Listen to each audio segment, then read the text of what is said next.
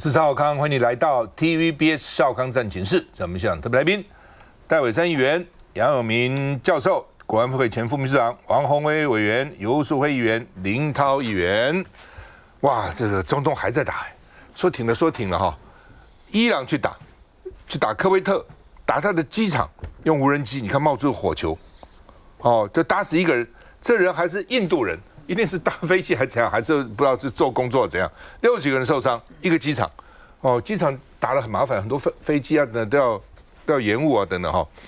那所以呢，一个大洞哦，航厦被炸出一个大洞，你自己想想看，如果哪一个国家的航厦炸个大洞，你敢去吗？吓死人了哈。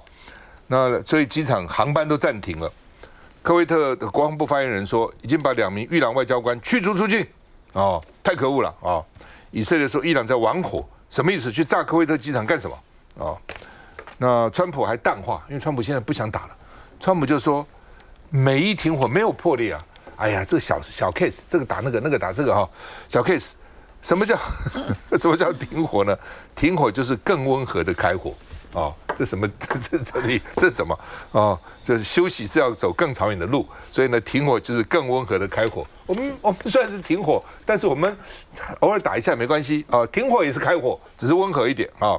华尔街日报说，川普到底在想什么？如果美军有人死，才考虑全面开打；只要美军没有人死，都可以把这个事情混过去。反正死不是美国人嘛啊。那另外呢，川普说，伊朗已经同意不拥有核武。而且他希望跟伊朗最高领袖穆吉塔巴见面。穆吉塔巴的爸爸就是被他炸死的，哦，他现在要跟他儿子见面。穆吉塔巴到现在为止在哪里不知道，说躲在山洞里面。有人说他重伤，有人说他腿断，哦，有人说他毁容，哦，然后呢躲在山洞，不敢泄露他的这个踪迹，因为怕又被斩首了。所以川普说要跟你见面，跟他见面，他敢不敢见呢？哦，川普说周末就会达成谈判的这个协议。伊朗外交泼冷水说你在讲什么？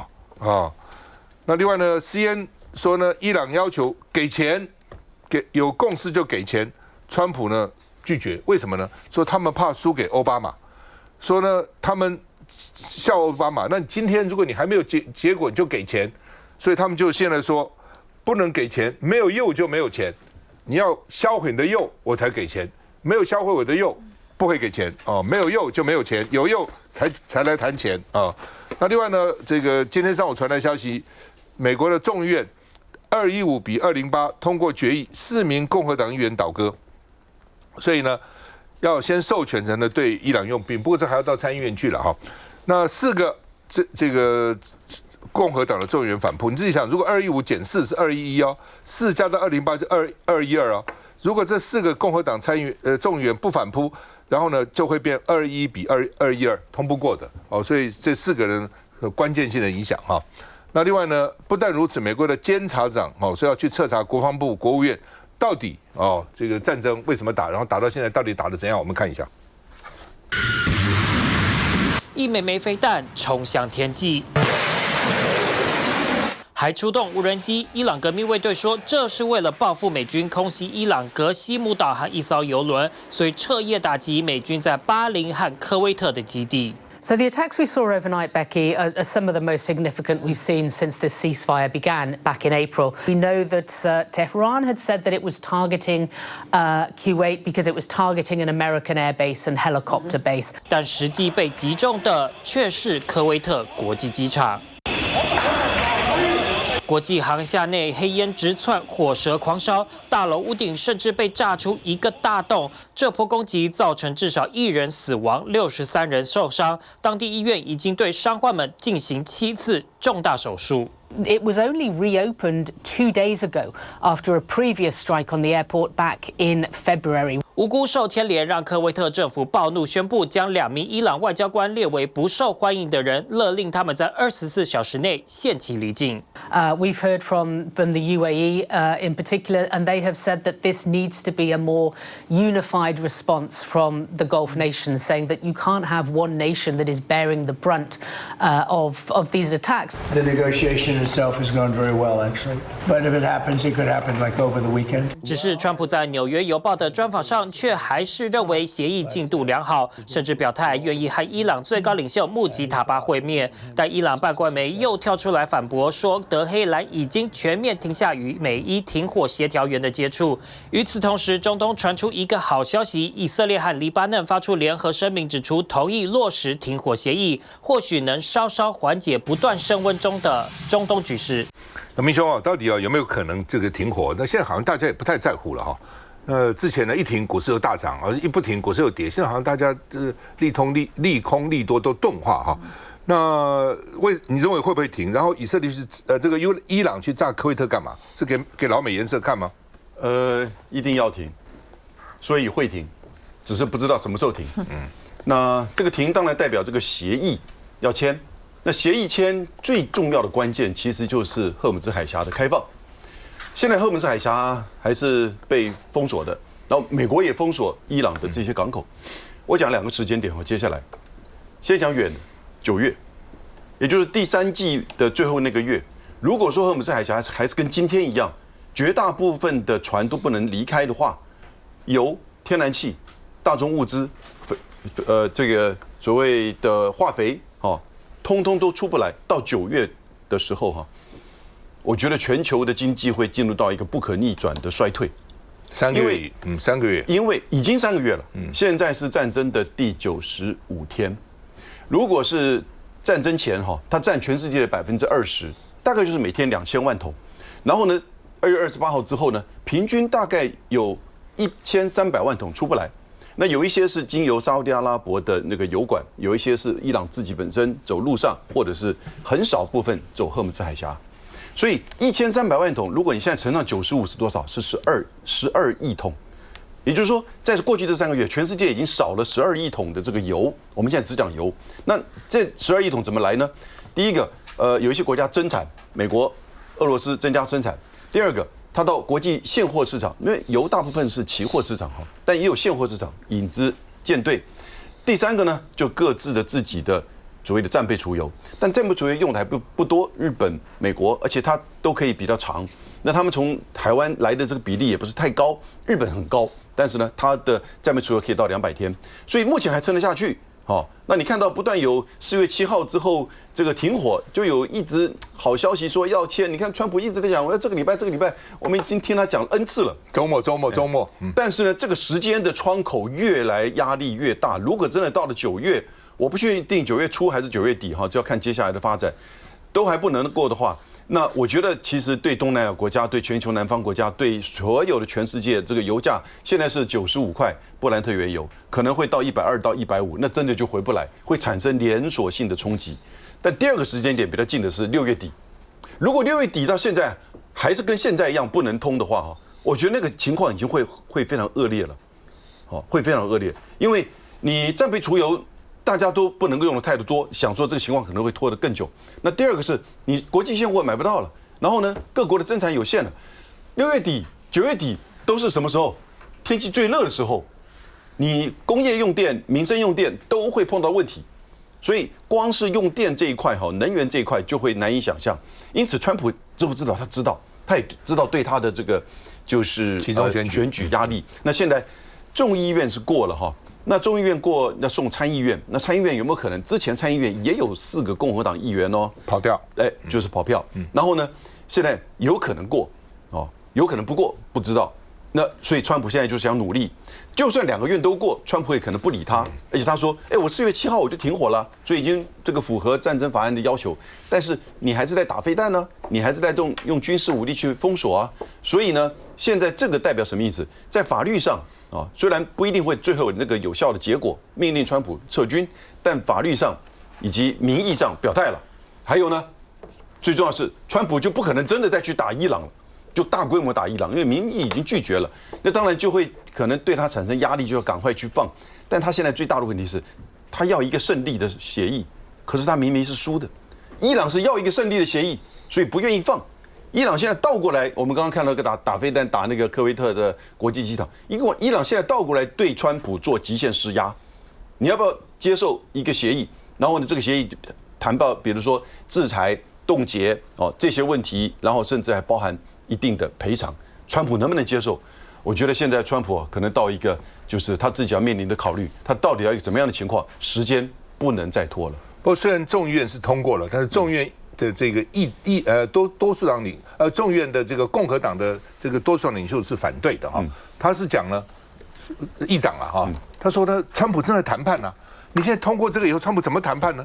谈判的筹码都没有了，本来还可以施压，所以你不谈我就打你，我把你毁灭，我把你这个飞机通通打掉，他现在变成已经没有这个筹码了，所以显然他这个国内议员里面呢还是有不同的意见了哈。来，这个林涛你怎么看？基本上刚才老师讲到，现在川普面临很大的压力，除了刚才他在这个美伊战争拖了95天之后，其实他现在是内外交迫。刚才老师讲的是外面的部分，其实他在国内遇到了很大的压力，包括这一次在我们在这个众议院投票的这4个跑票的，包括这个 Thomas Massie， 他是在那个肯塔基州，他5月已经输出选了，然后川普又去支持他的对手，他一定出来反川的。那你去看这个费城这个地区是典型的摇摆州，通膨的压力使得他必须要反川来保命。另外一个在密西根州，这一个人他是打过伊拉克战争的，2024年从民主党把他抢回来之后，他现在是一个反战的基调，所以他要反川。第4个人 Davidson， 他在这个俄亥俄州，他是宪政原则，他认为呢总统没有经过国会的权利是不能开启这个战争。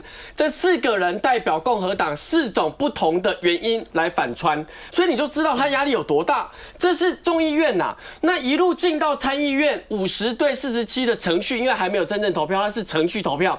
你都跑票，你3个人故意在那个投票的时候也消失，他没有办法投票，所以代表川普其实在内部遇到很大的压力。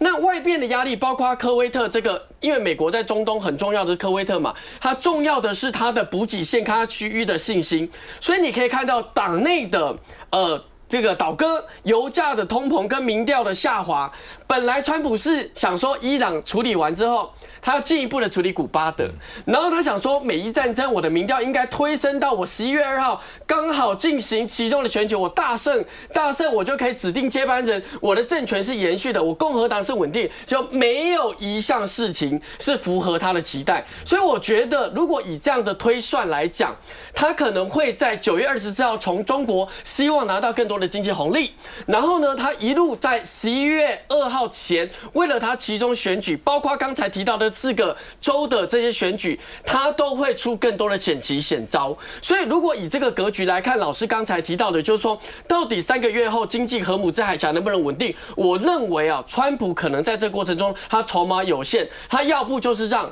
可是让的过程中他党内又有压力，其实他是一个骑虎难下的一个很尴尬的情境。所以这个给任何国家领袖一个启示了哈，不要轻启战端了。你都以为你很快会打赢，结果呢，结果都不如你预料的。俄罗斯打乌克兰不是以为很快就打赢吗？我们打了4年多了，现在俄罗斯也很惨啊，经济搞得也很。那最近大规模的发动这个空袭灯呢，也看是不是最后能够扳回一城，但是也蛮惨的。美国打伊朗也就觉得我一炸以后斩首49个领袖，然后伊朗人民起来抗暴，本来就在街头这个抗议这个通货膨胀太高了，人民一推翻政权不就垮了吗？每次的战争都以为是很快可以打完，就没想到拖这么久。休息再回来。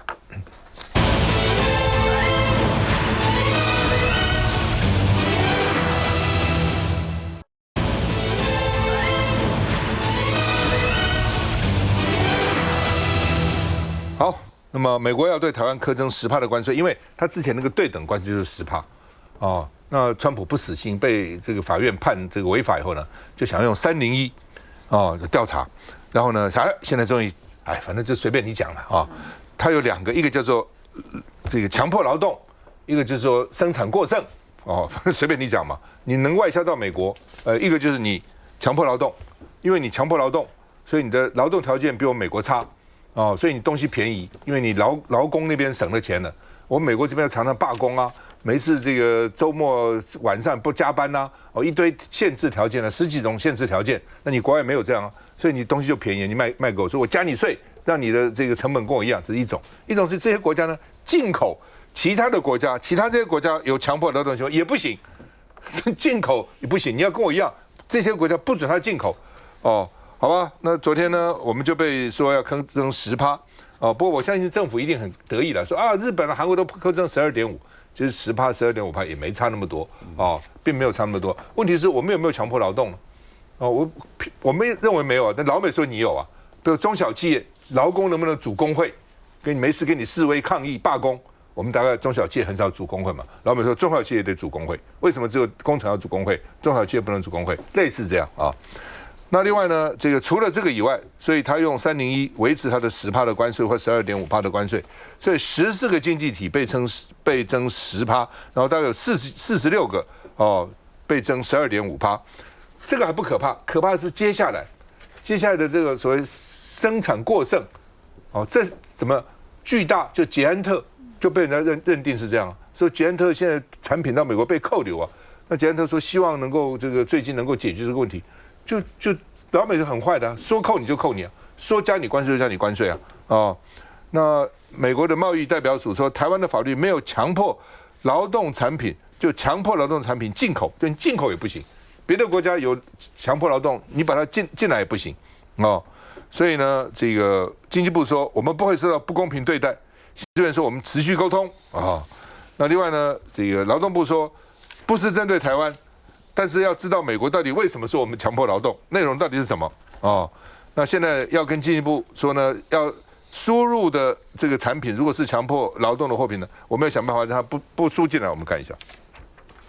美国政府以未能有效执行强迫劳动产品进口令为由，宣布将对台湾在内的60多个主要贸易伙伴的进口货品加征关税。台中精密机械科技园区厂商促进协会理事长认为，自美国对等关税以来，处于极度不稳定的环境，对产业接单会有不利影响。后来经政府谈判后，关税回到10加 N 的税率，机械和工具机业稍喘息，产业环境才刚稳定下来。从目前的资讯来看，10%税率不确定是否会加在原有税率上。如果是加在目前的税率上，对产业就有影响。但所谓的10%，如果是维持的10加 N 的10，则对产业没影响。希望政府尽快厘清。民进党立法院党团说，政府要支持受冲击的非高科技产业，因为呢，高科技是另外一回事情外销很好不过那个将来还有它的问题对晶片半导体这个川普到底争不争，那是另外问题。但是呢，不是高科技产业，比如说台中很多工作母机机械行业等等一大堆，那这些产品也是抽10%，已经很惨了。那将来会怎样？洪伟，过去那个美国对我们有很多的一些惩罚性的关税或调查，但是以所谓的强迫劳动来对我们课税这是第一次，而且我觉得好像麻烦的是，到现在我们的主管机关劳动部针对说美国以所谓的这个他们的贸易法301条款的强迫劳动来课征我们的关税。当然这个税率看起来现在比中国大陆、比日本、比韩国都少，因为他们都12.5%，我们是10%。但是美国到底说我们强迫劳动，它指的是什么？看起来好像劳动部都无煞煞。他说他搞不清楚，他要搞清楚，这就有一点奇怪，因为按照美国那个强迫劳动的相关的规定那看起来都蛮可怕的了。好，说你是用欺骗的啦，或者是你虐待暴力什么暴力性胁迫或者你隔离限制。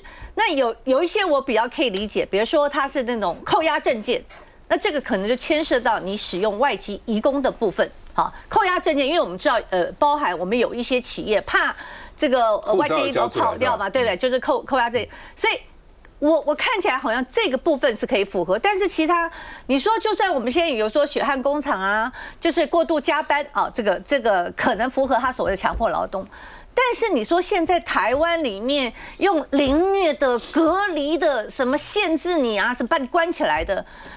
感觉上，我们现在大家人权也不到这种地步，所以劳动部第一件事情，他先搞清楚美国的强迫劳动的定义是什么。那或许呢，美国也不想搞清楚，因为其实他为什么要这样子大举的对其他的他的这个贸易的国家去课税呢？就是因为他被他原来的这个对等关税已经被判这个违宪了、违法。所以他后来找了一个贸易法的122条款，那时候不是课我们15%，大家都课15%，延续课税。可是这个是在7月份，他就是只能课到7月份，它是有期限的。那所以他现在看到7月份快要122条款不能用了，我再用301条款，继续维持这个关税。所以看起来美国只不过是一种续命。好，就是我要继续的科你们关税，你们不要以为啊，你们就可以躲过哈这个我的这个科你们所谓的惩罚性关税。那我们可能要注意的第一件事情啊，就是大家说是不是有所谓的生产过剩啊？他可能用生产过剩的去科你。另外一个，事实上我现在已经听到，就是这个有跟这个外籍移工有关系。我们政府啊，现在麻烦就是不对话。我前一阵子参加一个就是雇主协会啊，他们办的一个活动。这活动他们里面其实是跟政府、跟行政院、跟劳动部啊，要主张很多雇主的权益。那其中一个部分呢，就是来自于我们的渔船，好渔业，它就是说呢。因为就是在这个外籍移工的部分呢，我们现在要求，因为过去比如说你外籍移工来到台湾，你在国外的这些成本不是由国内的雇主负担，现在要求全部由国内的雇主负担。那所以他第一个开始是渔业，所以很多的渔船的这个已经被惩罚了，渔业已经被惩罚，但他的问题就是在于什么呢？他之前都没有对话哦。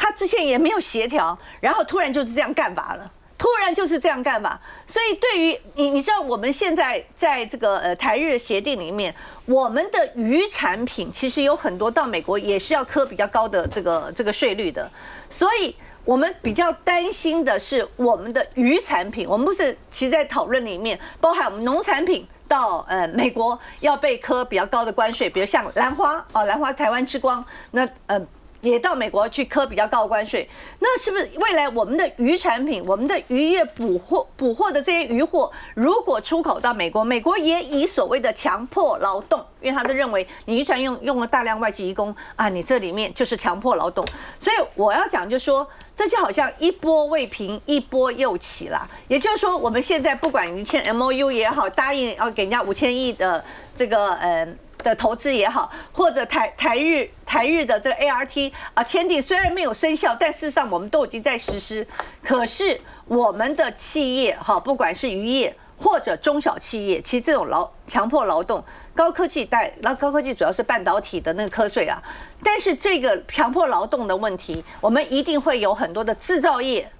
中小企业还有现在的所谓的传产业，我们在讲，我们现在经济增长很好，可是传产业还是很惨，反而这些已经受重创的产业，它会雪上加霜。我觉得这是我们现在政府必须要说清楚、讲明白。而且你在做什么措施之前，你一定要有社会对话协调，不是砰的一下就把这个政策推动下去了。因为它这个渔民呢，因为我们的渔船也不是现在了，早几年开始用的鱼的船员大概都是外籍，对，没错。因为台湾人不多，要上船也不多啊，那很辛苦的啊，所以用的这些外籍船员，你这外籍船员怎么来的，费用是谁负担的，都被人家拿出来作为理由，所以我们的渔船已经被这个制裁了，大概有3年了啊。